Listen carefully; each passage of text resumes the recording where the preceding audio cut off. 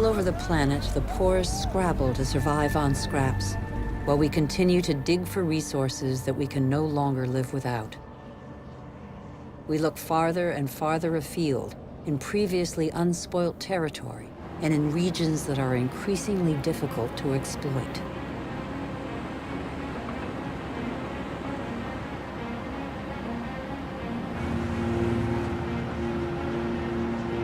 We're not changing our model.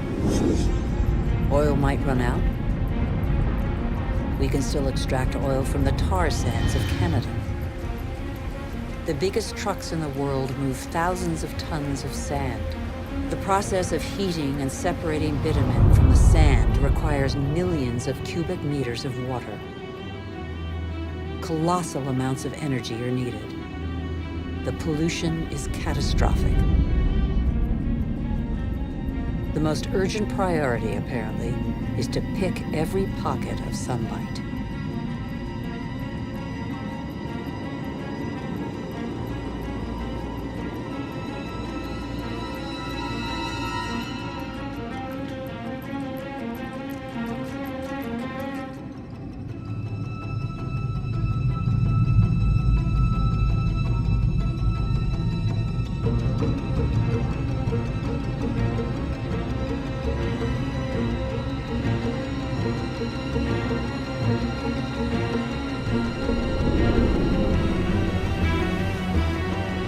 Our oil tankers are getting bigger and bigger. Our energy requirements are constantly increasing. We try to power growth like a bottomless oven that demands more and more fuel.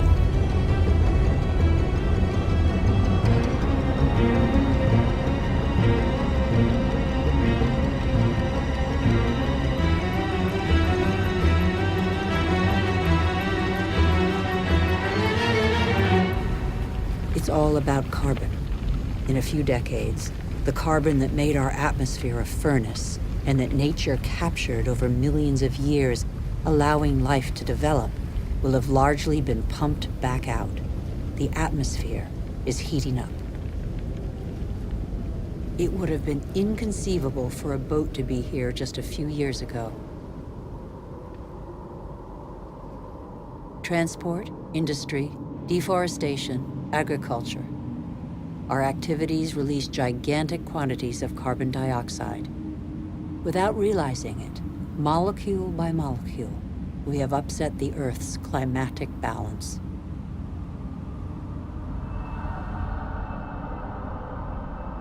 All eyes are on the poles, where the effects of global warming are most visible. It's happening fast, very fast. The Northwest Passage that connects America, Europe, and Asia via the pole is opening up. The Arctic ice cap is melting.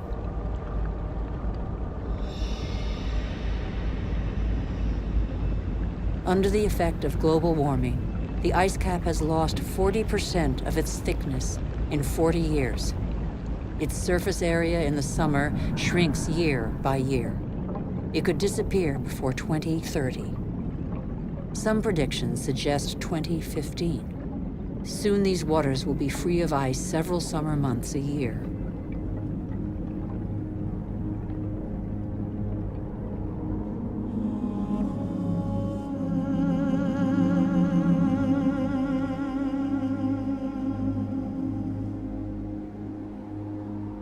The sunbeams that the ice sheet previously reflected back now penetrate the dark water, heating it up.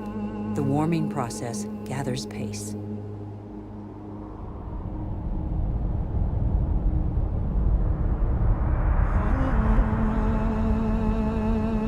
This ice contains the records of our planet. The concentration of carbon dioxide hasn't been so high for several 100,000 years. Humanity has never lived in an atmosphere like this.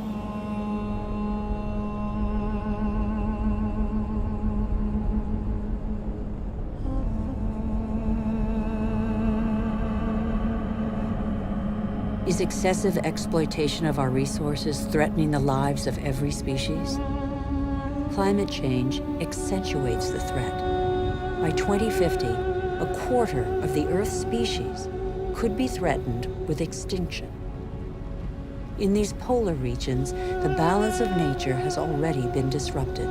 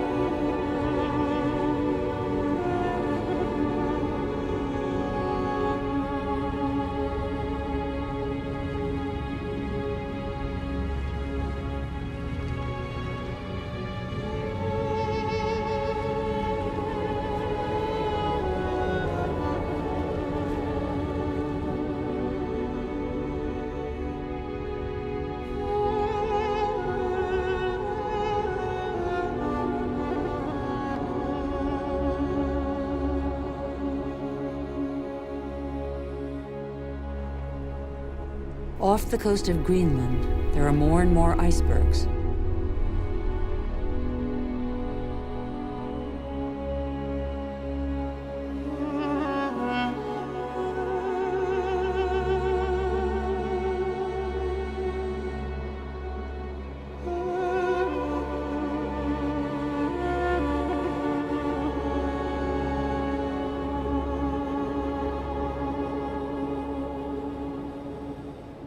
Around the North Pole, the ice cap has lost 30% of its surface area in 30 years. But as Greenland rapidly becomes warmer, the fresh water of a whole continent flows into the salt water of the oceans. Greenland's ice contains 20% of the fresh water of the whole planet. If it melts, sea levels will rise by nearly 7 meters.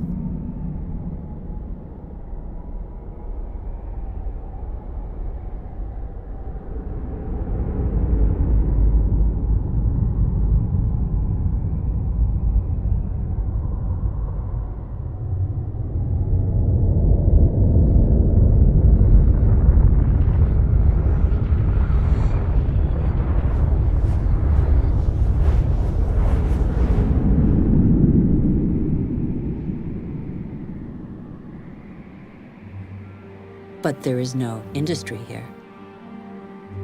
Greenland's ice sheet suffers from greenhouse gases emitted elsewhere on Earth. Our ecosystem doesn't have borders. Wherever we are, our actions have repercussions on the whole Earth. The atmosphere of our planet is an indivisible whole. It is an asset we share. On Greenland's surface, lakes are appearing on the landscape. The ice cap has begun to melt at a speed that even the most pessimistic scientists did not envision 10 years ago.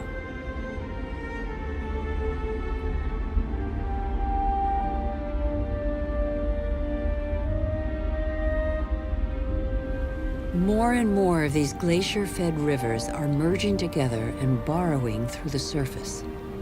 It was thought the water would freeze in the depths of the ice. On the contrary, it flows under the ice, carrying the ice sheet into the sea where it breaks into icebergs.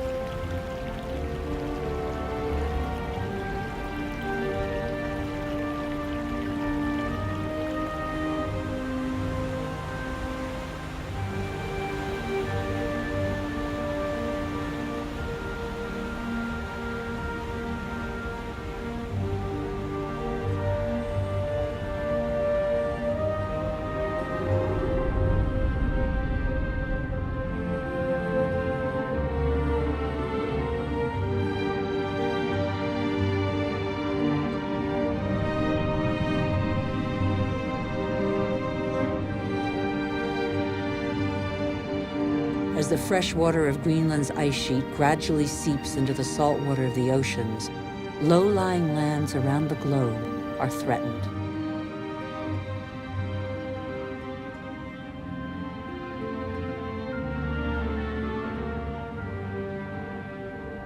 Sea levels are rising. Water expanding as it gets warmer caused, in the 20th century alone, a rise of 20 centimeters. Everything becomes unstable. Coral reefs, for example, are extremely sensitive to the slightest change in water temperature. 30% have disappeared. They are an essential link in the chain of species.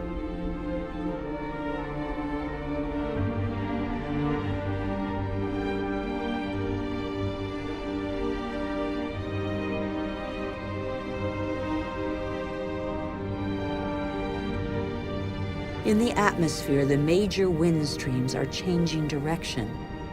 Rain cycles are altered. The geography of climates is modified. The inhabitants of low-lying islands here in the Maldives, for example, are on the front line. They are increasingly concerned. Some are already looking for new, more hospitable lands.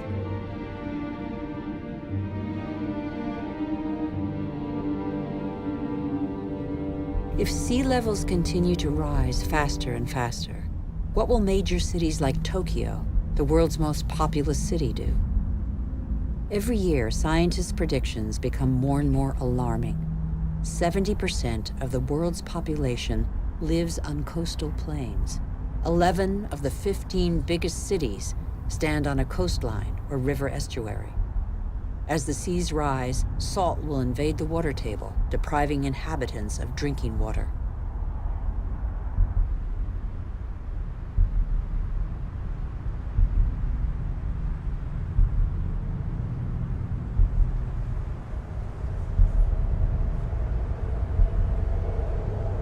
Migratory phenomena are inevitable. The only uncertainty concerns their scale.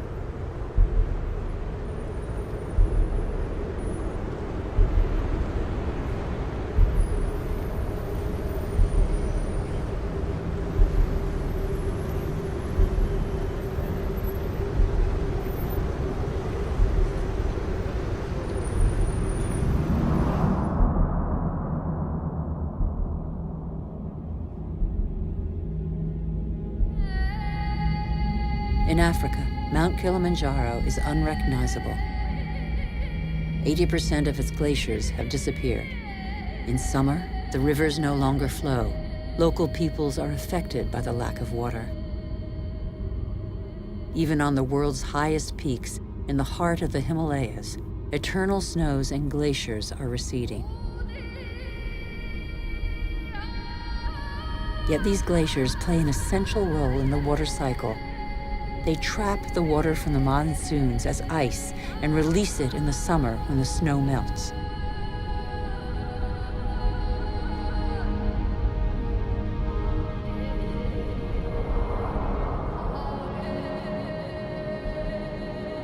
The glaciers of the Himalayas are the source of all the great Asian rivers, the Indus, Ganges, Mekong, Yangtze-Kiang.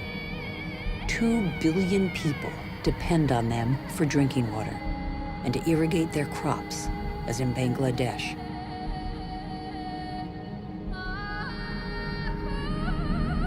On the delta of the Ganges and Brahmaputra, Bangladesh is directly affected by the phenomena occurring in the Himalayas and at sea level. This is one of the most populous and poorest countries in the world. It is already hit by global warming.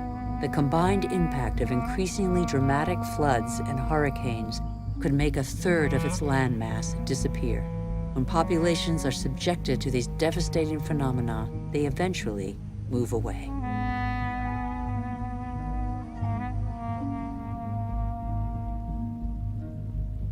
Wealthy countries will not be spared. Droughts are occurring all over the planet. In Australia, half of farmland is already affected.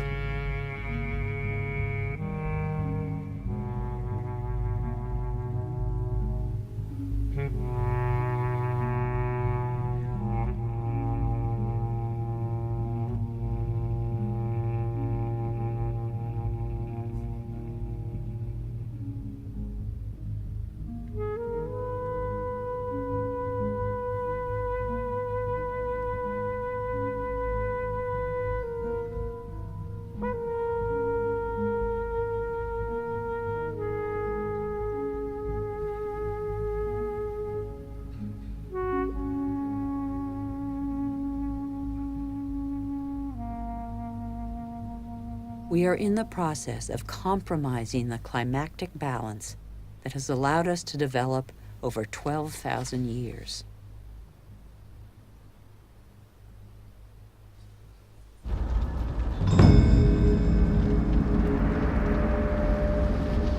More and more wildfires encroach on major cities. In turn, they exacerbate global warming. As the trees burn, they release carbon dioxide. The system that controls our climate has been severely disrupted. The elements on which it relies have been disrupted.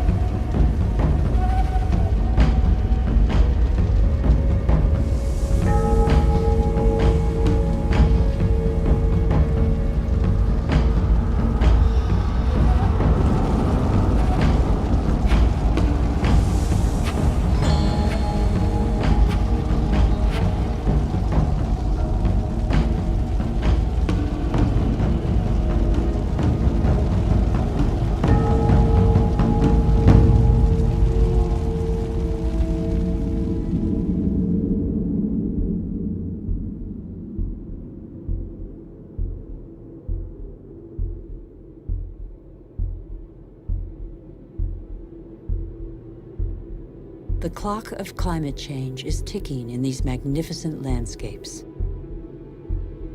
Here in Siberia and elsewhere across the globe, it is so cold that the ground is constantly frozen. It's known as permafrost.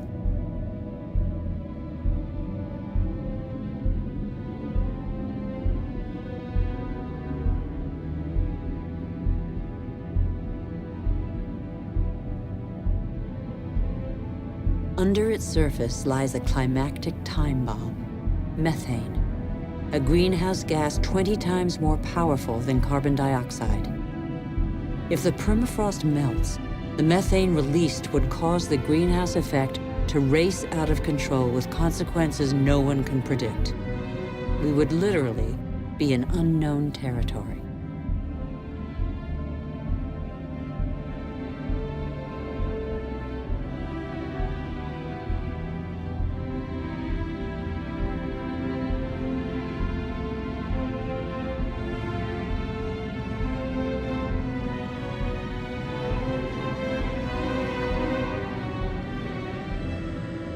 Humanity has no more than 10 years to reverse the trend and avoid crossing into this territory, life on Earth as we have never known it.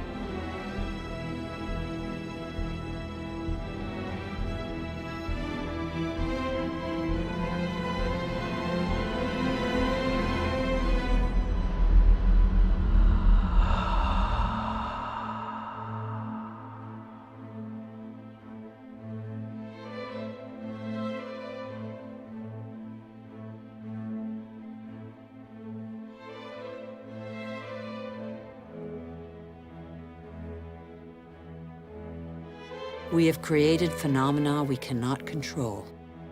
Since our origins, water, air, and forms of life are intimately linked. But recently, we have broken those links. Let's face the facts. We must believe what we know. All that we have just seen is a reflection of human behavior. We have shaped the Earth in our image. We have very little time to change. How can this century carry the burden of 9 billion human beings if we refuse to be called to account for everything we alone have done?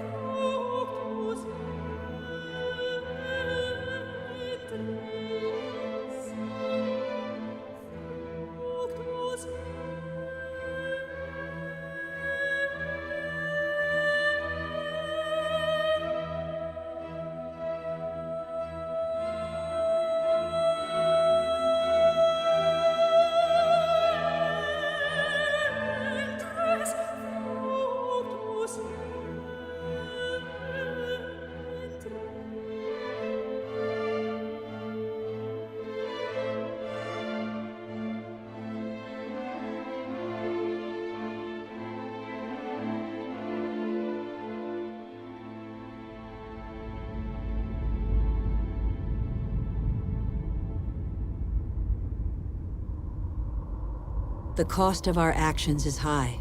Others pay the price without having been actively involved. I have seen refugee camps as big as cities, sprawling in the desert. How many men, women, and children will be left by the wayside tomorrow? Must we always build walls to break the chain of human solidarity, separate peoples, and protect the happiness of some from the misery of others? It's too late to be a pessimist. I know that a single human can knock down every wall. It's too late to be a pessimist. Worldwide, 4 children out of 5 attend school. Never has learning been given to so many human beings. Everyone, from richest to poorest, can make a contribution. Lesotho, one of the world's poorest countries, is proportionally the one that invests most in its people's education. Qatar, one of the world's richest states, has opened its doors to the best universities. Culture, education, research, and innovation are inexhaustible resources. In the face of misery and suffering, millions of NGOs prove that solidarity between peoples is stronger than the selfishness of nations. In Bangladesh, a man thought the unthinkable and founded a bank that lends only to the poor. In barely 30 years, it has changed the lives of 150 million people around the world. Antarctica is a continent with immense natural resources that no country can claim for itself, a natural reserve devoted to peace and science. A treaty signed by 49 states has made it a treasure shared by all humanity. It's too late to be a pessimist. Governments have acted to protect nearly 2% of the world's territorial waters. It's not much, but it's 2 times more than 10 years ago. The first natural parks were created just over a century ago. They cover over 13% of the continents. They create spaces where human activity is in step with the preservation of species, soils, and landscapes. This harmony between humans and nature can become the rule, no longer the exception. In the United States, New York has realized that nature does for us. These forests and lakes supply all the drinking water the city needs.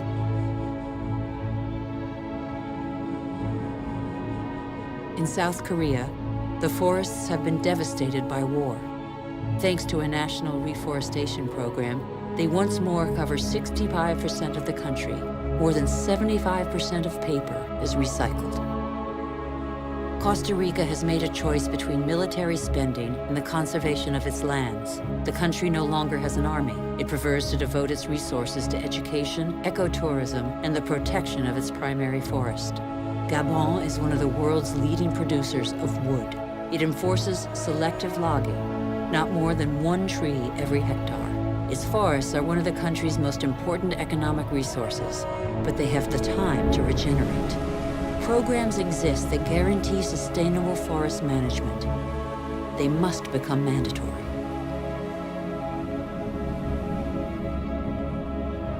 For consumers and producers, justice is an opportunity to be seized.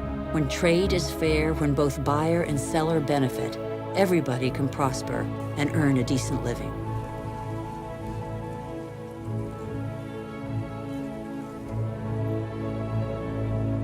How can there be justice and equity between people whose only tools are their hands and those who harvest their crops with a machine and state subsidies?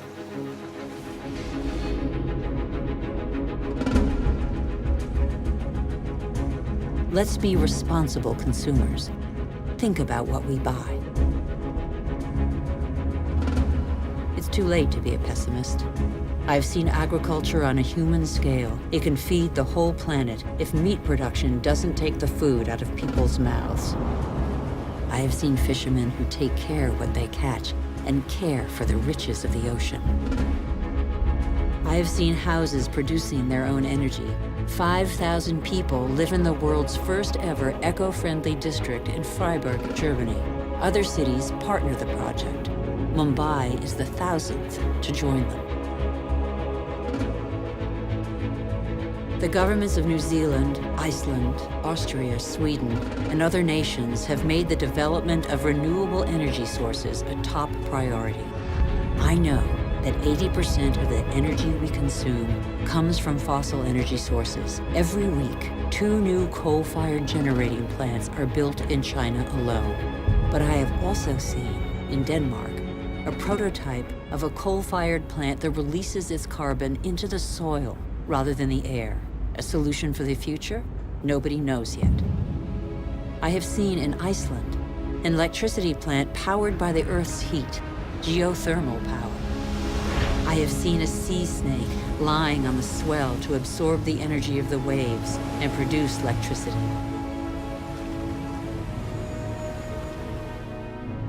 I have seen wind farms off the coast of Denmark that produce 20% of the country's electricity.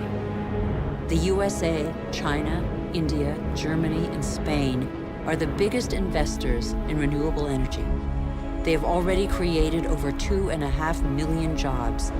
Where on earth doesn't the wind blow? I have seen desert expanses baking in the sun.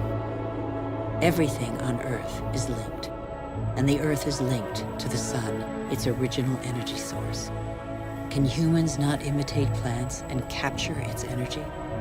In 1 hour, the sun gives the Earth the same amount of energy as that consumed by all humanity in 1 year. As long as the Earth exists, the sun's energy will be inexhaustible.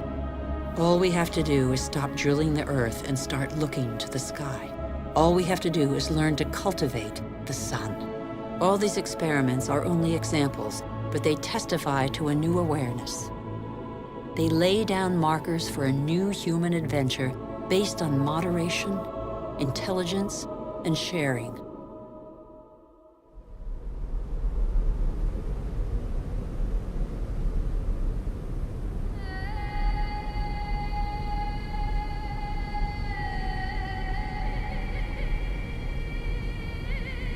It's time to come together. What's important is not what's gone, but what remains. We still have half the world's forests, thousands of rivers, lakes, and glaciers, and thousands of thriving species. We know that the solutions are there today. We all have the power to change. So what are we waiting for?